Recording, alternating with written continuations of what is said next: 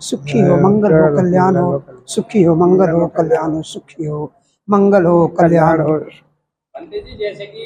अभी वर्षा का समय चल रहा है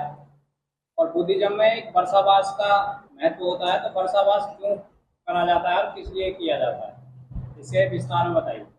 बहुत बहुत साधुवाद। पहले जयप्रकाश जेपी बाबू आपको अपनी इस बहुजन सम्राट टीवी को और इस टीवी चैनल के सभी उपासक और उपासिकाओं को हमारी तरफ से, हमारे भिक्षु संघ की तरफ से और इस बुद्ध विहार जेतवन बुद्ध विहार गाजियाबाद के पटेल नगर सेकंड में गौतम नगर से सभी देशवासियों को कोटि कोटि मंगल कामना और आपके टीवी चैनल को भी बहुत बहुत मंगल कामना। आज तथागत सम्यक संबोध जब ज्ञान की प्राप्ति करे तो उन्होंने ज्ञान की प्राप्ति से अपने आप को इस बार बार के उत्पन्न होने और इस बार बार के जन्म को लोगों से जानने के इस वाणी से मुक्त हो गए और उन्होंने यह जाना कि जीवन में जन्म लेना भी दुख है और मरना भी दुख है। बुद्ध को जब यह ज्ञान की प्राप्ति होगी कि जीवन में चार आर्य सत्य बहुत ही मुख्य है, तो जब उनको सत्यता की खोज हुई 6 वर्षों के बाद, जब उन्होंने उस महाबोधि महाविहार पे संकल्प लिया था, अधिष्ठान लिया था, जिस अधिष्ठान में वह 7वां और अंतिम सप्ताह महाबोधि महाविहार के उस बोधि वृक्ष के नीचे उन्होंने दृढ़ संकल्प लिया कि मैं यहाँ से तब उठूंगा जब मुझे सम्यक संबोधि प्राप्त हो जाएगी। जब उन्होंने सम्यक संबोधि की प्राप्ति कर ली तब वहाँ से उठे, तो उन्होंने सोचा कि इस सम्यक संबोधि से मेरा तो भला हो गया, लेकिन मेरा ही नहीं, हमने तो इस संसार के भला के लिए अपने जीवन को इस मार्ग पे उतारा है। अब इस ज्ञान के मार्ग से हमारा ही नहीं औरों का भी मार्गदर्शन हो। तो उन्होंने अपने सबसे पहले उन्हें जो ज्ञान की शिक्षा दे रहे थे अलार कलाम गुरु, उनको अलार कलाम को ढूंढने के लिए निकले तो उनके शरीर का अंत हो चुका था। उसके बाद उद्धक रामपूत जी को ढूंढे, उनका भी शरीर का अंत हो चुका था। फिर वो वहाँ से चल करके आते हैं, जो उस स्थान पे उनके साथ उस मगध की धरती पर उनके साथ अपने शरीर को वो भी तपा रहे थे जो परिव्राजक थे। वो छोड़ करके उन्हें चले आए थे उस समय जब सिद्धार्थ उस स्थान पे पर्वत शिखर की गुफा में अपने को तपा रहे थे। तो उन्होंने जब नीचे उतरा तो शरीर का बिल्कुल जीवन ऐसा हो चुका था कि जर्जर हो चुकी थी, चलने के लायक भी नहीं थे, उनकी हड्डी पसलियां सब दिख रही थी। उस समय उस अवस्था में एक लड़की जिसका नाम था सुजाता, उस सुजाता के हाथों से जब उन्होंने खीर खाया तो वे पांचों उनके साथ में रहने वाले परिव्राजक उनको छोड़ करके चले आए। ये तो पथ से भटक गए, अब इन्हें उस मोक्ष की मुक्ति की जिसकी चाह में हम लोग लगे हैं वो नहीं मिल पाएगा। तो बुद्ध ने कहा कि हम तो अपने उस संकल्प के उस अधिष्ठान के चरम सीमा तक पहुंच चुके हैं, अब हम जब तक अपनी संबोधि की प्राप्ति नहीं कर सकते हैं तब तक हम यहाँ से नहीं जाएंगे। वो लोग छोड़ करके सारनाथ चले आते हैं।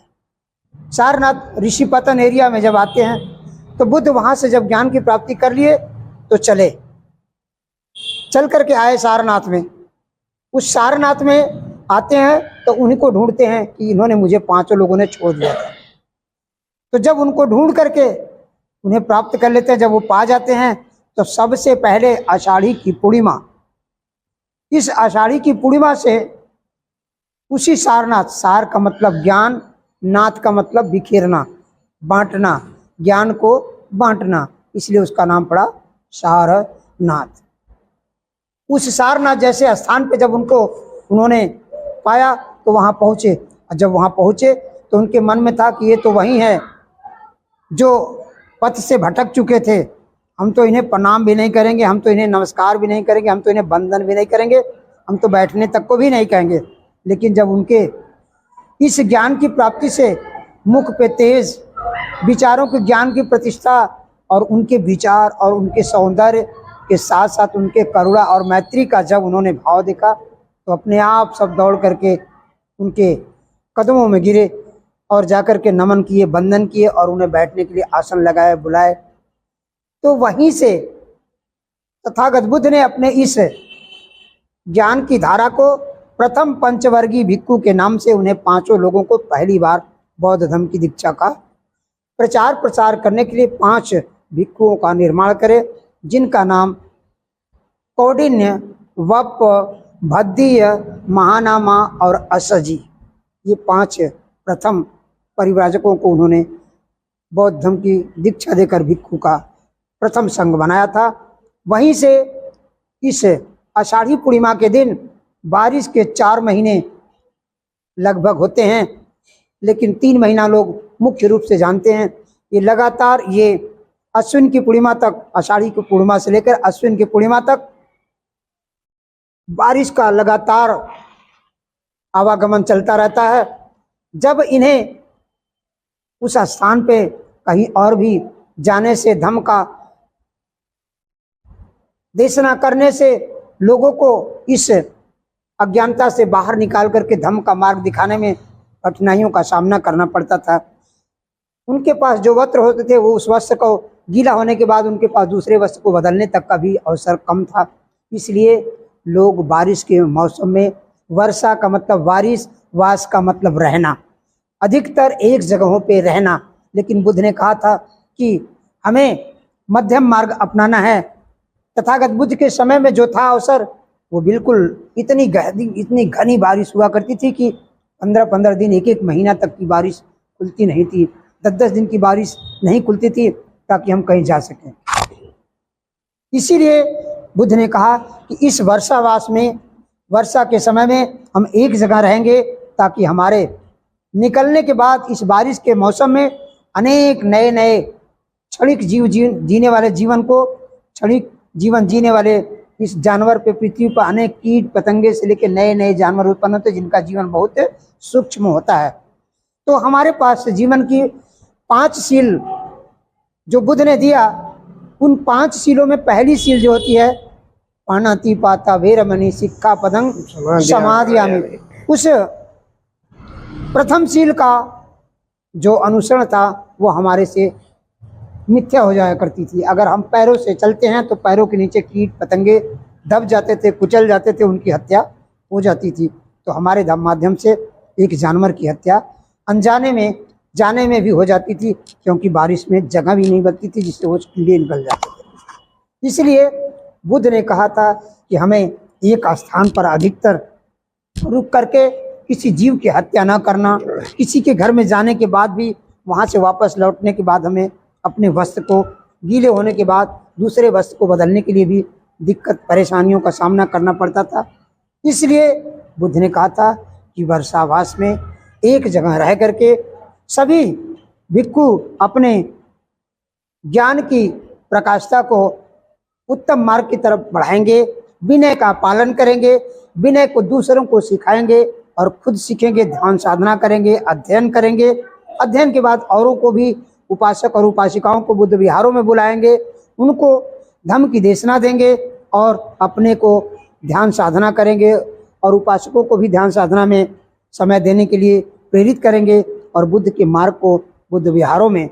लोगों तक पहुंचाने का काम करेंगे। और इस वर्षावास का विनय, बारिश के मौसम में हर भिक्खु अल्पाहार, संध्याकालीन जो पेय पदार्थ पीने का होता है, और सुबह को 12 बजे से पहले पहले का भोजन दान होता है।